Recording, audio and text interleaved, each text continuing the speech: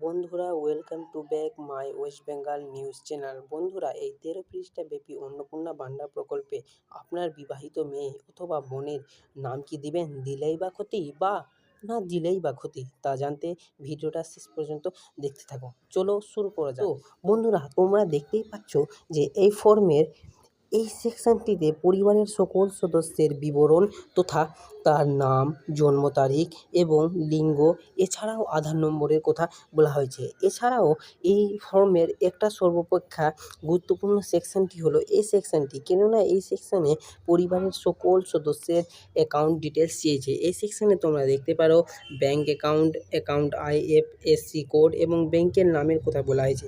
তো বন্ধুরা, এই ফর্মের কোথাও স্পষ্টভাবে উল্লেখ করা নয় যে আপনি আপনার বিবাহিত মেয়ের তথ্য তথা ডকুমেন্টসগুলো এই ফর্মে দিবেন কি দিবেন না। তাই আমি তোমাদের সামনে এই স্পষ্টতায় পরিবর্তন করতে এসে গেছি।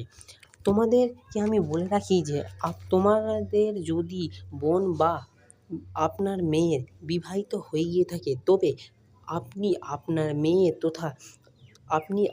মেয়ে তথা বোনের কোনো প্রকার ডকুমেন্টস এই ফর্মে দিবেন না। কেননা আপনি যদি আজ এই ফর্মে ডকুমেন্টসটা দিয়ে দেন, তাহলে পরবর্তীতে সে যদি নিজের শ্বশুরবাড়িতে এই ফর্মটি পুনরায় অ্যাপ্লাই করে, তাহলে সেখানে তার এই ফর্মটি বাতিল হয়ে যেতে পারে।